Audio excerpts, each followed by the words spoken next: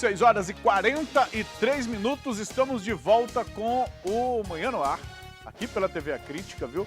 Hoje não tem transmissão pela rádio, tá? Eu já tô no automático aqui, viu, meu diretor? Eu já ia falar da rádio, mas nós estamos pela internet por meio da Crítica Play para todo esse planeta onde chega o sinal de internet. Você baixa aí no seu smartphone, tablet e assiste, acompanha a nossa programação por meio do stream de vídeo.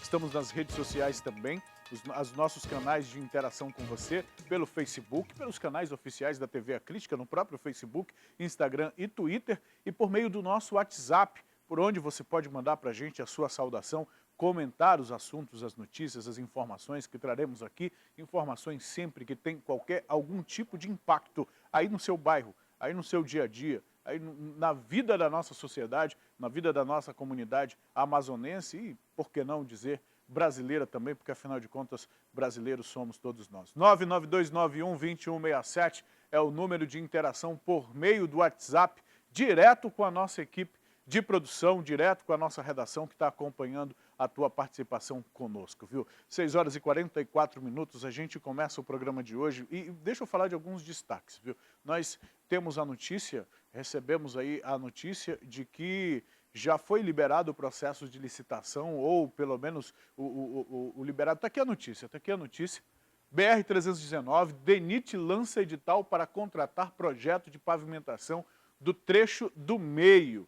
E a informação é essa aqui, olha, conforme compromisso assumido pelo Departamento Nacional de Infraestrutura e Transportes, que é o DENIT, o Ministério da Infraestrutura, por conta desse compromisso, foi publicado sexta-feira, ontem, no Diário Oficial da União, o edital de licitação para contratação de empresa que vai elaborar o projeto de execução do serviço de engenharia de pavimentação e melhoramento do trecho chamado do meio, trecho do meio. E aí, a gente tem, né, diretora, uma arte sobre o que é esse trecho do meio.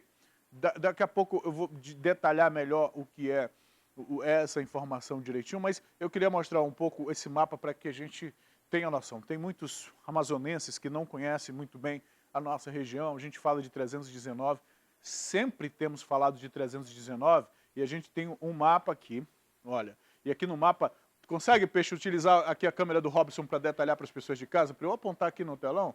Fica ruim por causa da tela aqui, mas enfim, olha, Manaus, lá embaixo, Porto Velho, a principal ligação da 319 de Manaus a Porto Velho, a gente tem aqui, o trecho do meio fica aqui exatamente entre Humaitá, lá no extremo sul do estado, e Manicoré, entre os quilômetros 250 a 655, é o trecho do meio. Essa área, esse local aqui, por exemplo, é o principal gargalo, não tem pavimentação nessa área, e no período de chuva o trânsito fica intrafegável nessa área, então, e o grande problema era a licença ambiental.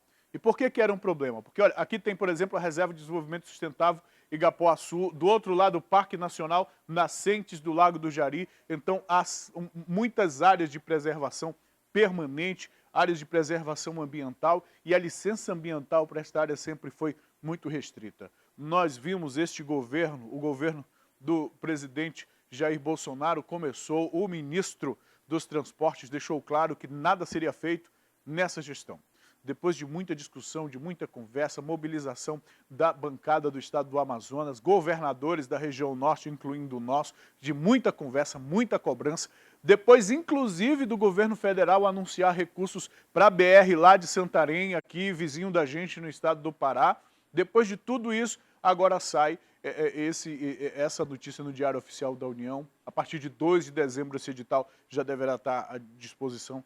Isso é uma informação que a gente traz ainda no programa de hoje, o detalhamento sobre isso, que acaba sendo uma boa notícia. Algumas pessoas entendem como sendo uma boa notícia para o escoamento da nossa produção. Ali embaixo do mapa, a gente percebe que a BR chega em Porto Velho, de Porto Velho tem conexão com o sul do país, com a região sudeste do país, também tem conexão com a Transamazônica, que vai ali para o sul do Pará e para outros estados do Nordeste brasileiro, pela Transamazônica também. Enfim, é uma rodovia que vai nos conectar com o resto do país.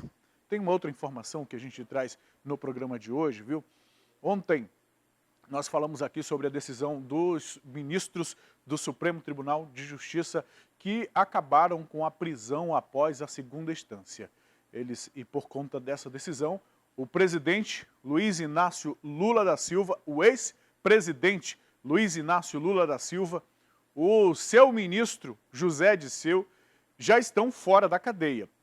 Entre outros presos da Operação Lava Jato, que também são e foram beneficiados com essa decisão do Supremo. Aqueles que ainda não saíram da cadeia só estão esperando o trâmite do processo, os juízes lá de primeiro grau, os juízes responsáveis pela carceragem ou pelo encarceramento, fazerem a decisão para ganharem a liberdade. Portanto, a decisão do STF, do Supremo, de acordo com o CNJ já estava divulgando isso antes mesmo dos ministros tomarem essa decisão, mais de 4.800 presos poderiam ser beneficiados imediatamente, presos, condenados após a segunda instância. Então a gente vai trazer essa notícia aí da liberdade do ex-presidente Luiz Inácio Lula da Silva, assim como traremos também hoje, falando nesse assunto, uma entrevista com um japonês da Federal, a figura que ficou conhecida, né? Tá aí, olha, o Newton Ishii, uma figura que ficou conhecida logo no início da operação, prisão de gente importante. Lá estava o japonês com esse óculos escuro dele, ao lado de personalidades, empresários poderosos, políticos importantes, presos na operação, e o Ishii estava lá. Uma atuação dele, de certa forma, que gera polêmica, porque afinal de contas ele foi e é investigado, responde a um processo também.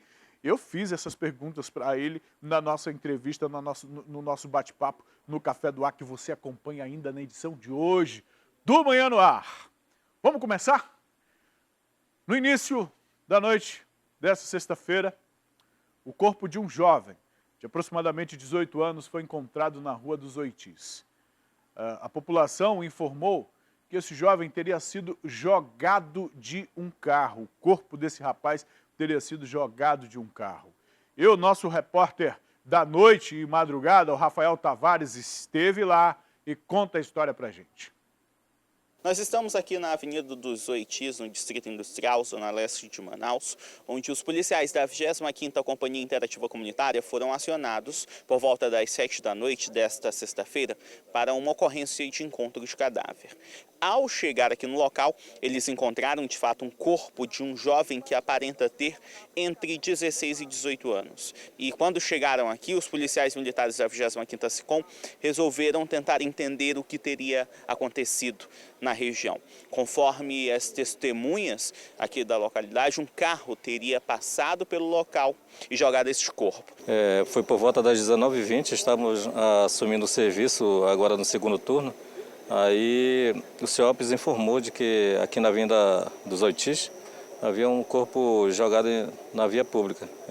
Como é possível de se ver, aparentemente o mesmo foi estrangulado, pois há uma marca visível no seu pescoço e o corpo não está identificado. Peritos da Polícia Civil fazem agora o trabalho aí de toda a identificação da região aqui do crime, assim como os policiais civis da Delegacia Especializada em Homicídios e Sequestros colhem as primeiras informações para dar início à investigação que vai, ou pelo menos deve tentar elucidar este crime aqui no Distrito Industrial. A Polícia Civil já começou as diligências para investigar mais esse homicídio.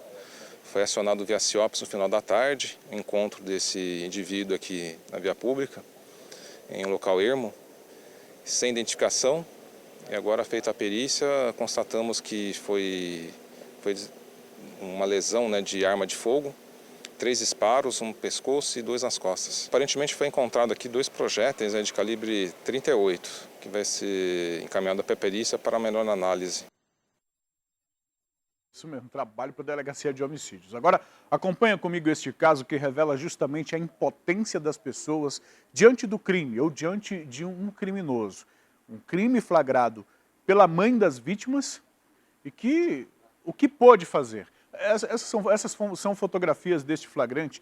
Põe na tela cheia, Peixe, para a gente acompanhar, por favor. São fotografias desse flagrante. Essa aí já é a reportagem. 2 alunas foram assaltadas pelo homem que está nesta moto. O piloto desta moto é um criminoso. de acordo com essa vítima. Fez isso, roubou as meninas na hora que elas estavam saindo para a escola, e a mãe, o que uma mãe pode fazer numa hora dessa, né? Isso foi lá na Avenida do Turismo, lá na Ponta Negra. Vamos acompanhar a reportagem para a gente entender esse caso. O assalto aconteceu bem aqui neste trecho da Avenida do Turismo. As duas irmãs estavam paradas exatamente aqui neste trecho. As duas saíram de casa para encontrar com a mãe, que foi pegar o carro que estava estacionado do outro lado aqui dessa via bastante movimentada. As duas iriam para a escola, no momento em que foram abordadas por um homem que chega em uma motocicleta e armado grita anunciando o assalto. As duas meninas estavam aqui e ficaram paralisadas com a ação deste homem. Por medo, elas acabaram demorando para entregar os dois celulares. E foi aí que ele começou a gritar e apontar a arma. Nesse momento, uma das irmãs acabou entregando os dois celulares e ele segue sem deixar pistas sobre aonde é que foi com esses celulares. A mãe dessas duas meninas viu tudo acontecer ali do outro lado e não pôde fazer nada porque também ficou paralisada diante de tamanha violência. Ela conversou com a nossa equipe de reportagem e falou que nunca isso tinha acontecido com as duas filhas e jamais imaginou que essa violência fosse acontecer na porta de casa e com ela presenciando tudo.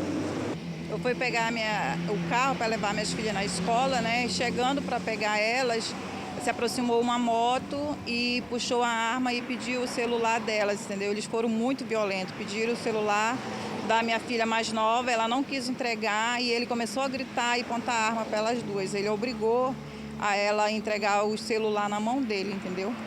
A senhora estava do outro lado da rua, observando tudo de dentro do carro, mas não podia fazer nada. Ficou com medo também da situação sair do controle.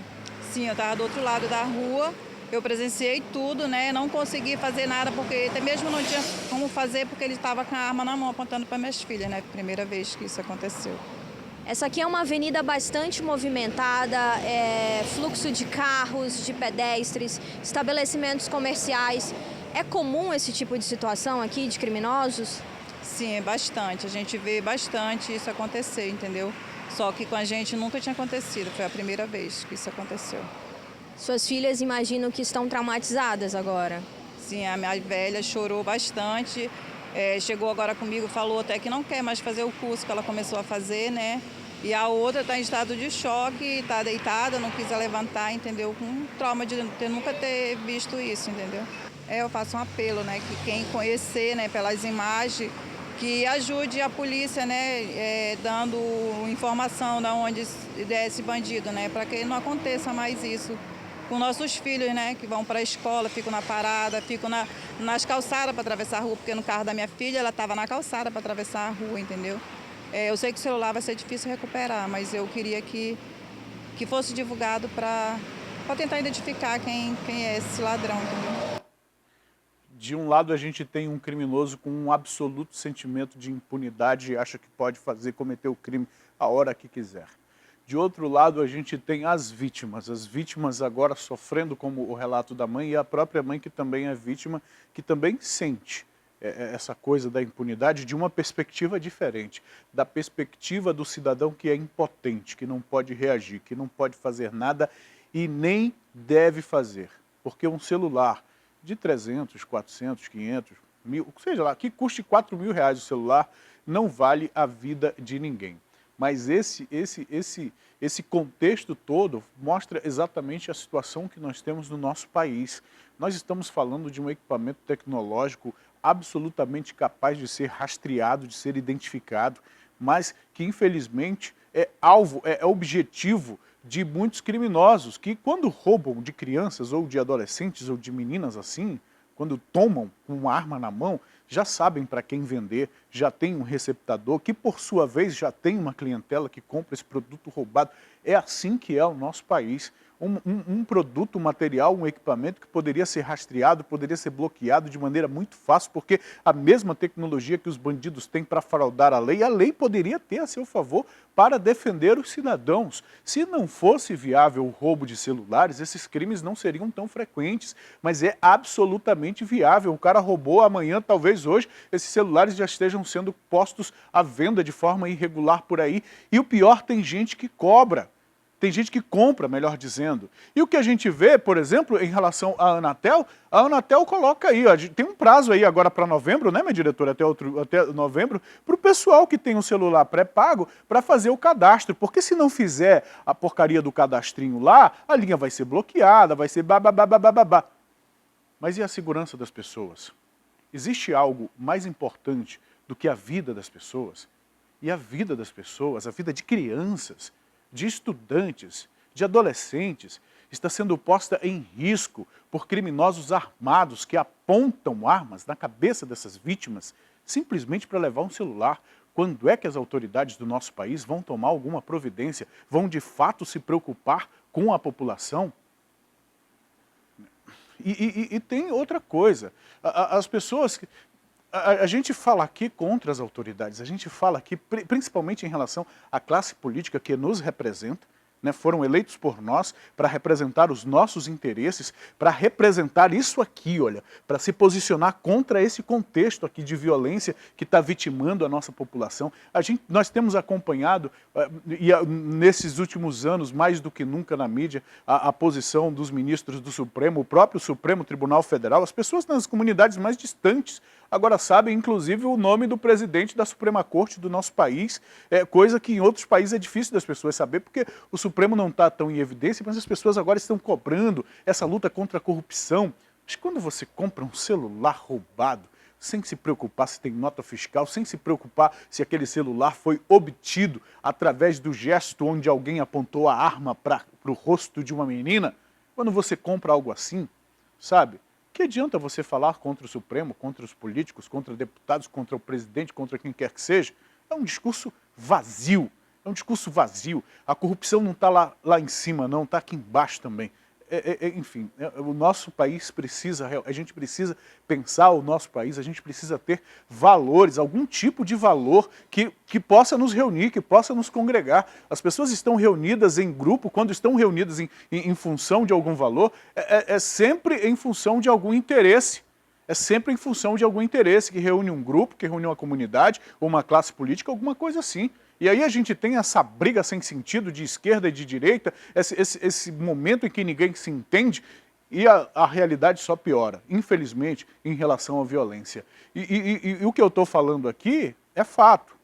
Deixa eu conversar com a May Chapema para você ter agora uma ideia de como essa crescente da violência só aumenta. Aqui mesmo na nossa cidade, nós temos mais uma ocorrência, mais um caso de violência em relação a motorista de aplicativo. Mais uma vítima, feita por bandidos.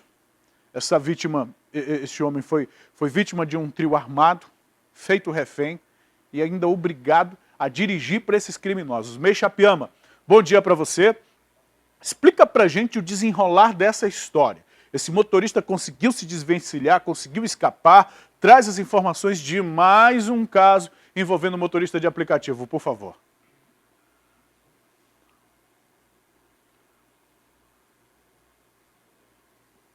Cadê o áudio da May? Coloca pra gente ouvir.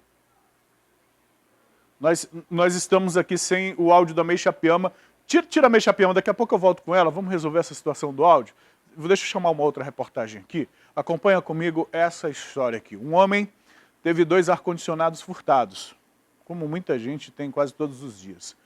Só que esse homem resolveu procurar os aparelhos em um site de vendas. E não é que ele conseguiu encontrar? Ele encontrou, marcou com o vendedor, só que ele também levou a polícia junto com ele. Quem vai explicar esse caso pra gente é a Gabriele Santos. A prisão de Haroldo Mota aconteceu na rua 14 de julho, no bairro Santa Luzia, na zona sul de Manaus.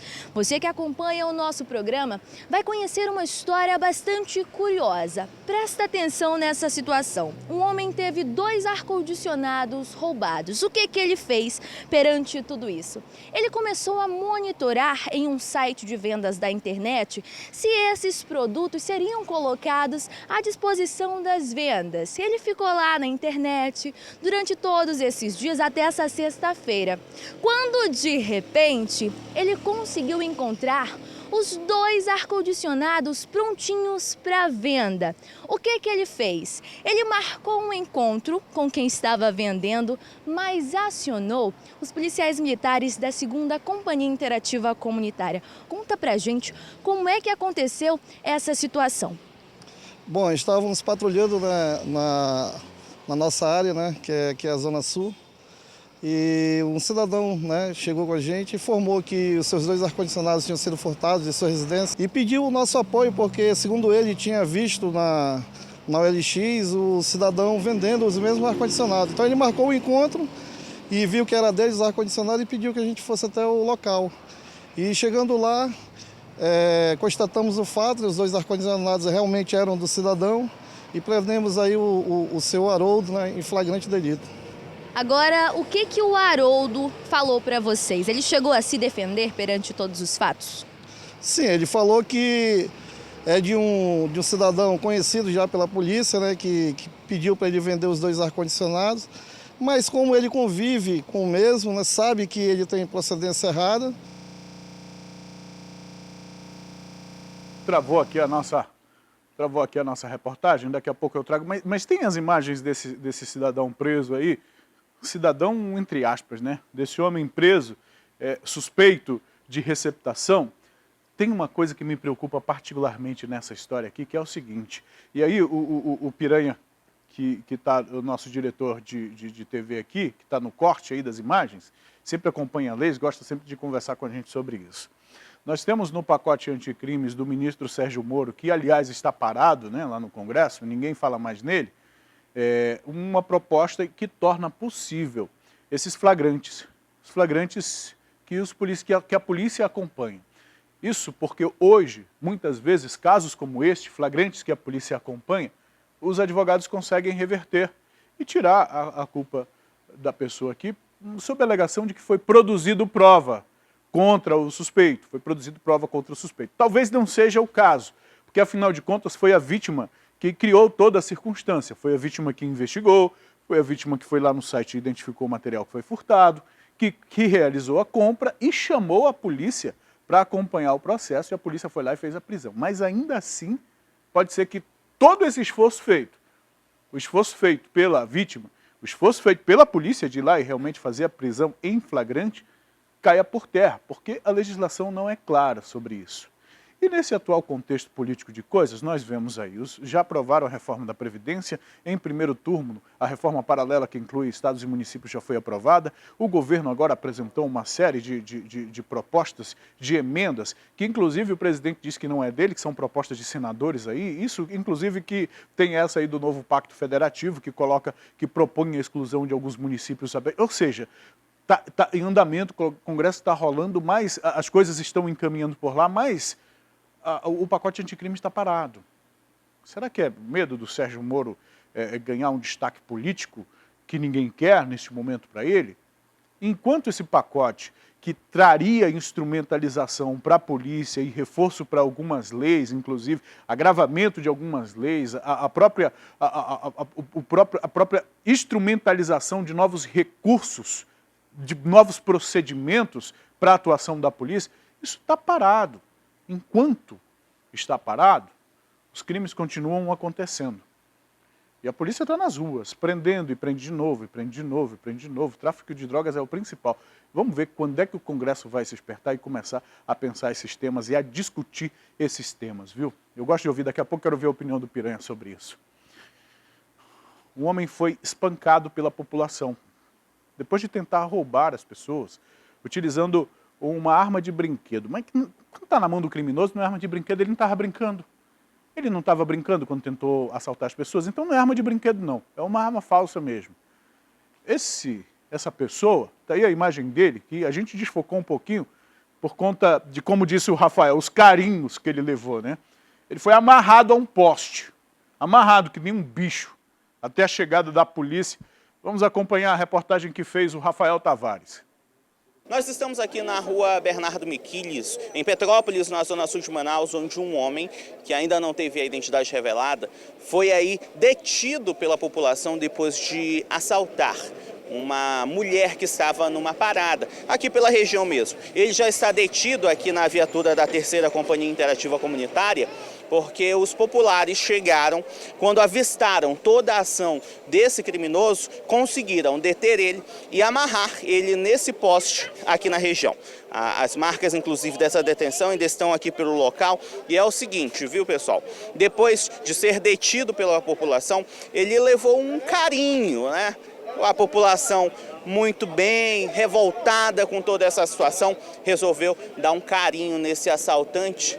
Ele está machucadinho, né? Mas está dentro da viatura da 3ª SICOM e vai agora para o 1º Distrito Integrado de Polícia, onde deve ser apresentado. A vítima também está dentro da viatura e vai à delegacia para registrar o boletim de ocorrência contra esse homem. De acordo com o relato dessa vítima, que preferiu não gravar a entrevista, ela estava chegando aqui pelas proximidades quando um carro de placa e modelos não identificado passou próximo a ela. Esse assaltante teria descido desse veículo e em seguida anunciado o assalto com uma arma falsa. E com essa arma anunciado esse assalto. Foi então que um amigo dessa pessoa e a população, os moradores da região, presenciando mais uma vez uma cena de crime aqui pela região, resolveram tomar uma atitude. E conseguiram, ao perceber que se tratava de uma arma falsa, deter este homem. Os policiais da 3ª Companhia Interativa Comunitária foram acionados e agora levam esse homem para a delegacia. Tudo de brincadeirinha, né? A arma de brinquedo, foi lá tentar assaltar, foi pego pela população, vou usar o termo do Rafael aí, recebeu o carinho. E no fim da brincadeirinha, deixaram ele amarradinho, esperando a polícia, foi para dentro do camburãozinho da polícia, onde está preso agora. Só que essa brincadeira não tem fim muito legal, não, porque ele não vai ficar preso muito tempo. Daqui a pouco está na rua de novo. Crime de menor potencial ofensivo nem era nem uma arma de fogo. Não era nem uma arma de fogo de verdade, era uma imitação. E daqui a pouco ele vai para a rua realizar o crime de novo. A Bernardo Miquiles ali, perto de onde fica a 3ª SICOM também, não, uns 5 quarteirões a 3ª SICOM fica um pouco mais à frente, mas é uma rua muito movimentada, talvez uma das mais movimentadas do bairro Petrópolis, e o cara não tem medo de afrontar as pessoas, de cometer o crime assim, nisso que eu volto a insistir, sentimento de impunidade. As pessoas perceberam o que estava acontecendo e olha o resultado da ação. Qualquer cidadão pode dar ordem de prisão para alguém que esteja cometendo um crime. Neste caso aqui, ele recebeu a ordem de prisão e um pouquinho mais, né? Foi até algemado no poste. Seria bom que todas as ocorrências terminassem com o criminoso preso, detido. Não digo espancado, mas preso, detido. E as vítimas com seus objetos recuperados. Agora tem algo que é importante a gente dizer aqui, independente da coisa da violência e tudo mais. Registre o boletim de ocorrência. Se for preso, se for amarrado, seja lá o que for, é preciso fazer a denúncia contra o suspeito, tá? Um homem invadiu uma loja de artigos infantis, furtou R$900. Tem as imagens desse caso, porque isso foi flagrado por uma câmera de vigilância, exatamente. Tá aí, olha, ele já pulou o muro, essa grade de ferro aí, agora ele vai invadir o local. E não foi a primeira vez que ele fez isso. Não foi a primeira vez, olha, e aí dentro, ele sabe exatamente onde ir em busca do dinheiro. A reportagem é da Maiara Rocha. Muitos estabelecimentos comerciais que ficam aqui no bairro Adrianópolis, no bairro Vieralves, são monitorados por um sistema de segurança, de vigilância. Como é que funciona? Toda vez que um criminoso se aproxima de uma loja para furtar durante a madrugada, o alarme é disparado e os funcionários que trabalham nessa empresa chegam normalmente em 5 minutos e chamam a polícia para evitar que o crime seja consolidado. O criminoso caminhava aqui na Avenida Mário Ipiranga, avistou uma loja que vende artigos infantis, alguns móveis. E o que ele fez? Ele teve a ideia de furtar o local. O que ele não sabia é que o circuito de vigilância estava funcionando e registrou toda a cena criminosa. Nas imagens é possível ver esse homem em uma pequena parte pulando a grade que serviu de apoio para que ele chegasse até o outro lado. Rapidamente, ele vai até a porta principal de vidro temperado, ele força e, como num passe de mágica, entra na loja, ele vai até o caixa, parece saber exatamente onde fica e, com auxílio da lanterna do celular, ele subtrai aproximadamente R$900 e vai embora. Esse furto aconteceu em questão de segundos. Agora, será que ele sabia que a polícia já estava a caminho? Pois é, acredite se quiser, sabia. Por isso que ele foi rápido demais em praticar esse crime e sair da loja. Ele sabia tanto que o roubo foi um pouco rápido, né? Ele entrou, ele viu que o alarme disparou e ao mesmo tempo ele só focou ali, viu que o máximo que podia pegar e saiu correndo, né? Se não tivesse o sistema de alarme, ele tinha levado muito mais coisas. E essa mesma loja já foi alvo de um outro criminoso ou vocês acreditam que seja o mesmo, já que existiu aí um outro furto um mês atrás? As imagens mostram que foi a mesma pessoa que fez o mesmo furto. E essa proprietária tem medo de novamente ser vítima? Com certeza, ela teme, né, que eles voltem de novo, né, para roubar até coisas maiores. O último roubo eles arrancaram a vidraça do local lá, né, tiraram o vidro e conseguiram entrar. Essa vez agora eles arrombaram a porta e ia dar entrada no local, né, como vocês viram na imagem. Eu mesmo ainda uso a lanterna, né, a lanterna não, um celular. Então os vagabundos agora estão usando até celular para furtar os estabelecimentos. Os proprietários vão recuperar esse valor perdido? Não vão, mas querem divulgar o rosto do criminoso que cometeu esse crime na madrugada de 6 de novembro. Você conhece esse homem, denuncia para a polícia. Ele está fazendo essa loja de freguês, né? Vai lá, sabe como estão as coisas. E eles usam o celular, sim. Eles usam qualquer coisa que estão à disposição deles para cometer crimes. Para trabalhar, para fazer o que é decente, eles não usam não. Mas vamos denunciar. Se você conhece, faça a denúncia para a polícia. Traz a Mei Chapiama para mim, por favor, agora. Vamos ver se o áudio da Mei já está funcionando. Coloca a Mei. Mei, vamos lá, tá atento, tá me ouvindo? Bom dia mais uma vez, Mei Chapiama. Fala pra gente, Mei, mais um motorista de aplicativo foi vítima de criminosos, feito refém, obrigado a dirigir para bandido. E muitas vezes, quando a vítima é pega nesses casos, acaba sendo enquadrado junto com os criminosos. Mas, Mei, explica pra gente como foi essa ocorrência, como é que está esse motorista, ele conseguiu se livrar? Traz as informações, por favor. Pois é, Manuel, bom dia novamente para você, bom dia a todos que estão acompanhando o Manhã no Ar deste sábado. É isso mesmo, mais um motorista de aplicativo é vítima dos criminosos. Esse assalto aconteceu na noite desta sexta-feira, ali na zona norte de Manaus. De acordo com informações desse motorista de 33 anos, ele teria iniciado a corrida para esse trio ali no bairro Novo Israel. E quando chegou na Praça do Manoa, os 3 homens que estavam armados com um punhal e uma arma caseira anunciaram o assalto. Foi quando eles pediram para o motorista dirigir para eles continuar dirigindo sob ameaça. Passavam a ameaçar a todo instante esse motorista, que ficou bastante assustado e também traumatizado com a situação. Em um determinado momento, ele acabou jogando o veículo na frente de um coletivo. Foi quando ele freou e conseguiu se jogar para fora do veículo e fugiu. Já os criminosos conseguiram levar o carro da vítima, um Fiesta Sedan, e também levaram celulares, dinheiro e também outros documentos. O caso foi registrado na delegacia. A polícia está investigando esse caso justamente para tentar chegar aí nesse trio que cometeu mais um assalto e saber se eles realmente assaltaram outros motoristas de aplicativo aqui na nossa cidade. O motorista não quis se identificar, não quis gravar entrevista justamente porque ficou traumatizado com a ação criminosa desses suspeitos, viu, Emanuel? Eu volto com você. Ok, May Chapiama, olha só. Vamos ver se a May está me ouvindo? Colocou o Viva Voz, o telefone aí no Viva Voz, porque eu vi que o retorno dela caiu ali do ouvido. O fone do ouvido dela caiu muito bem. Eu tenho aqui, May, você tem informações também sobre um suspeito de executar um homem lá na zona sul da cidade, no bairro de Educandos. Como é que foi esse crime? Explica pra gente, por favor.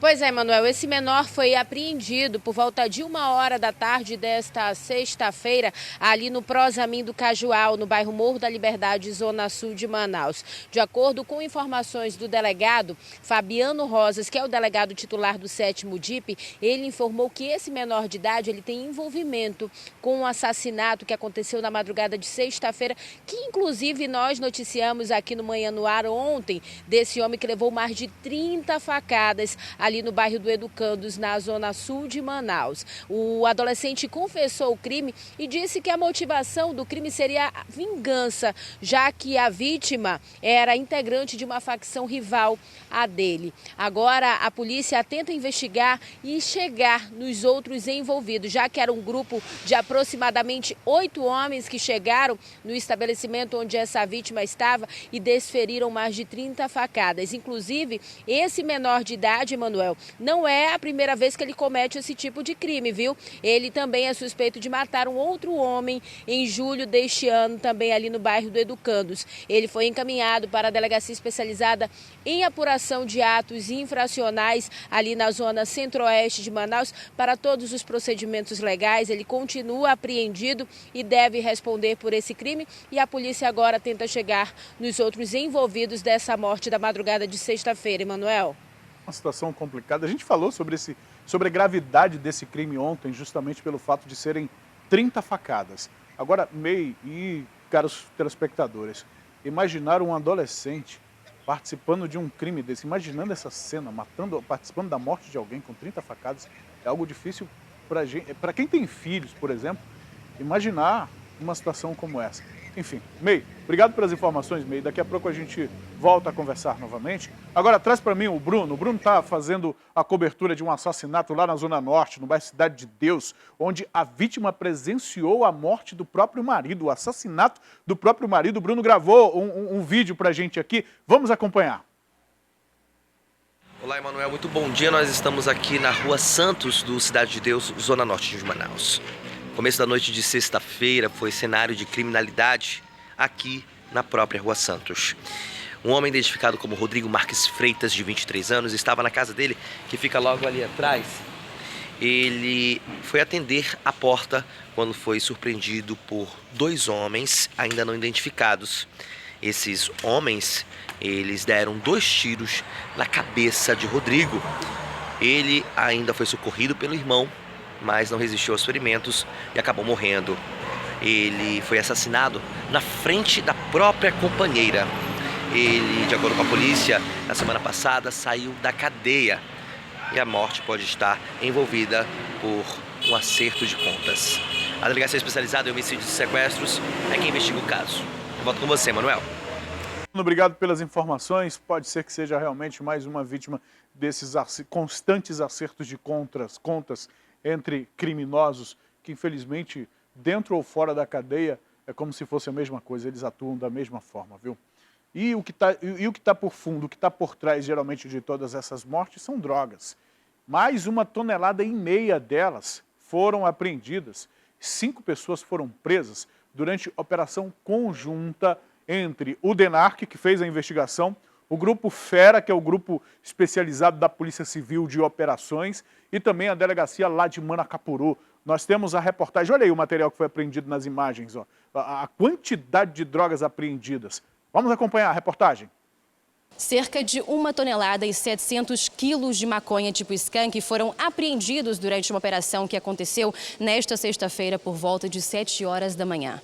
Essa ação policial contou com as equipes do Grupo Fera, do Departamento de Investigações de Narcóticos e também com o apoio do faro apurado aí dos cães farejadores da Receita Federal. Todas essas embalagens de droga foram encontradas no interior de uma embarcação que passava pela orla do município de Manacapuru. Segundo os policiais, durante essa ação, 5 pessoas foram presas que estavam dentro aí dessa embarcação. Entre eles está Alex Oliveira Jean, de 39 anos, Edson Fernandes, de 39, Fábio Lima de Souza, de 34, Raimundo Abreu Ramos, de 48 e Elson Mota, de 39.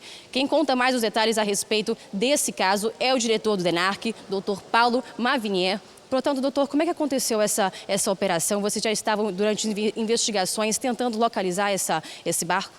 Foi uma investigação de 30 dias do departamento, né, onde nós tínhamos aí a confirmação de que uma carga teria sido coletada no município de Maranhão, ali na calha do Rio Japurá, e ela desceria até Manaus. Fizemos a abordagem dessa embarcação ali próximo ao porto de Manacapuru. Na abordagem, as equipes encontraram no camarote do comandante uma pistola .40 e também no convés da embarcação foi removida uma tampa em que estava abaixo de um freezer, e nessa tampa deu um acesso a um porão, a uma espécie de fundo falso. E nesse local foi encontrada toda essa quantidade grande de entorpecente, totalizando aí aproximadamente 1 tonelada e 700. Uma carga muito grande, né, que seria parte dela destinada a Manaus e outra parte aos estados do Nordeste e do Sudeste. De onde teria vindo essa embarcação, delegado?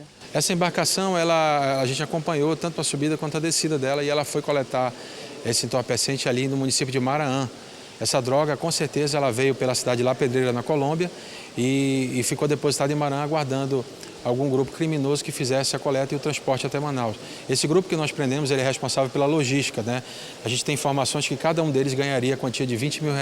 Okay, muito obrigada pela sua participação. Bom, agora a gente vai falar um pouco sobre a parte operacional, né? Como é que aconteceu quando os policiais aqui, as equipes do Grupo Fera, adentraram em essa embarcação que ainda estava em movimento, uma ação que resultou aí, né, em 1 tonelada e quase 700, não é mesmo? Como é que aconteceu na hora? Qual foi a reação aí desses 5 homens que estavam dentro dessa embarcação? Felizmente, com o nosso treinamento, eles não tiveram reação, né? Nós aí estávamos munidos das informações de inteligência do DENARC. Entramos aí noite e madrugada na área de mata, nos rios, né, buscando ficar camuflados. Nós conseguimos fazer uma abordagem rápida, de maneira furtiva. Conseguimos nos infiltrar, na verdade, nessa embarcação que trazia droga de maneira célere, né? Pegamos todos de surpresa, eles não conseguiram esboçar nenhum tipo de reação e tampouco se desfazer dos materiais de informação que vão ser essenciais para o DENARC. Muito obrigada pela sua participação, delegado Juan. Bom, após esse flagrante, né, os 5 indivíduos foram apresentados aqui no banner da Delegacia Geral, juntamente com a 1 tonelada e também 700 quilos de maconha tipo skunk. Após serem apresentadas, todas essas drogas deverão ser periciadas e os 5 suspeitos devem ficar à disposição da Justiça. Quando eu vejo essa quantidade toda de droga, a primeira coisa que me vem à mente é muito maconheiro, minha gente. É muita gente consumindo essa porcaria. Muita gente mesmo. 1.700 quilos. Eu não tenho ideia de quanto isso abastece, eu não tenho ideia. Ninguém tem ideia, porque ninguém faz esse levantamento. O que a gente vê, o que a gente tem visto é a polícia fazendo o DENARC. Toda vez que o DENARC faz algum tipo de apreensão, é essa quantidade toda. E o que a gente vê também são as mulas. Esses aí que estão aparecendo na imagem. São as mulas, isso aí. São traficantes porque esse é o crime de tráfico de drogas, mas eles recebem para transportar, eles não recebem para pensar. Eles não pensam a logística, eles realizam, eles executam. São formigas, são apenas operários do crime. E operários que se colocam em risco, porque se a polícia militar tem a ROCAM, a polícia civil tem um Grupo Fera. E quem se mete, a gente de vez em quando vê nesses confrontos aí, um ou outro bandido ou criminoso que tenta a sorte contra a polícia e acaba morrendo no confronto. E quem é que morre? São esses aí, as mulas. Estão procurando dinheiro fácil, essa vida fácil do crime, do tráfico. Fácil entre aspas, né? Porque o risco é uma atividade de risco. É uma atividade de risco. O delegado falou aí, né? Eu não gosto de citar, de repetir os valores, porque isso incentiva muito peão de mente fraca não é nem mente fraca, é sem valor mesmo, sem vergonha na cara. Porque quem tem vergonha na cara, dá um jeito de sobreviver, procura um jeito de trabalhar de forma digna, de forma honesta, seja no interior, seja na cidade ou em qualquer outro lugar, e a polícia está investigando. E o que eu gostaria de chamar a atenção, mais de uma vez e novamente, é para o trabalho de inteligência. Você vê que foi por meio do trabalho de inteligência que o delegado Paulo Mavinier colocou para a gente aqui um mês de investigação. Descobriram, inclusive, de que área do país estrangeiro essa droga saiu, o entreposto dela em Maranhão, aqui no nosso país, e de lá o transporte dessa droga aqui para a região metropolitana. Então a polícia conseguiu desenhar essa origem toda. Cadê os líderes? Cadê os mandantes? Quem está por trás de tudo isso? Se é difícil pegá-los na abordagem, mas eles comandam de alguma forma, por telefone, por meio da tecnologia ou de alguma forma, porque eles se protegem mesmo, já que tem mula para trabalhar para eles, já que tem soldados para trabalhar para eles. E se os criminosos têm tecnologia para comandar o esquema criminoso dele, a polícia também tem tecnologia para fazer essa investigação. A gente quer ver os narcotraficantes sendo presos e isolados, porque não adianta prender e lá dentro da cadeia o cara continuar comandando, como tem acontecido. Agora, deixa eu falar do caso da investigação da morte do engenheiro Flávio Rodrigues. A defesa de Alejandro Valeico entrou com um pedido de habeas corpus junto ao Superior Tribunal de Justiça lá em Brasília. No documento, a defesa pediu a revogação da prisão de Alejandro, de acordo com o advogado Yuri Dantas. O advogado diz que não há necessidade de manter Alejandro preso, pois, segundo ele, não existe mais investigação contra o cliente. O filho da primeira-dama de Manaus está preso na sede do 19º Distrito Integrado de Polícia por decisão da Justiça. Ele é apontado como um dos suspeitos da morte do engenheiro Flávio Rodrigues no fim do mês de setembro. A gente segue acompanhando esse caso, viu? E agora a gente fala de mais uma polêmica envolvendo a eleição de novos conselheiros tutelares aqui na cidade de Manaus. Desta vez, há uma suspeita de que a Secretaria de Comunicação da Prefeitura, a SENCOM, pode ter ajudado 2 candidatos especificamente. Deixa eu voltar a falar com a May Chapiama, já está posicionada aqui para falar com a gente. May, a SENCOM teria ajudado esses 2 candidatos a conselheiros e de que forma isso teria acontecido? De que forma? O que as investigações estão apontando?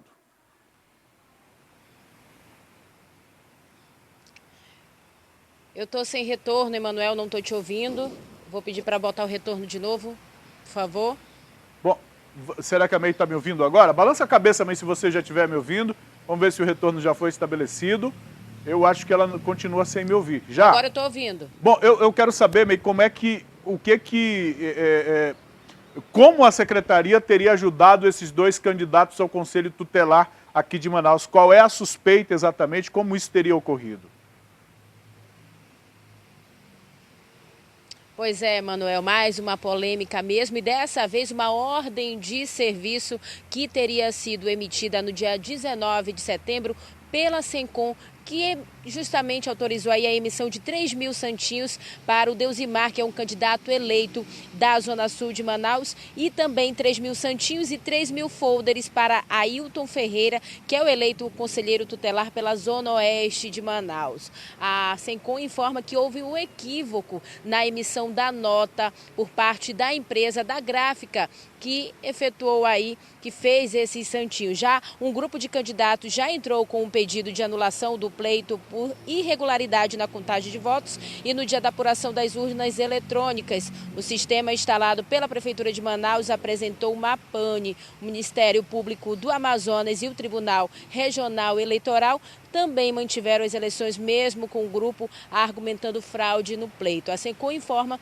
que houve esse equívoco aí por parte da emissão da nota, mas já esse grupo informa que houve sim essa ajuda da Secretaria com esses 2 candidatos. A gente vai continuar acompanhando esse caso aí para saber o desenrolar dessa história e saber se a Secretaria realmente ajudou e privilegiou aí esses 2 candidatos à eleição de conselheiros tutelares, viu, Emanuel? O que não pode acontecer sob hipótese alguma, né, May Chapiama? Eles precisam ser, de fato, eleitos pelo voto da comunidade, e a maioria da comunidade, quando escolhe alguém para atuar como conselheiro, escolhe alguém que tem o perfil, justamente é conhecido por todos na comunidade. É uma função muito importante, a função de conselheiro tutelar, para, enfim, isso precisa ser apurado, a gente segue acompanhando.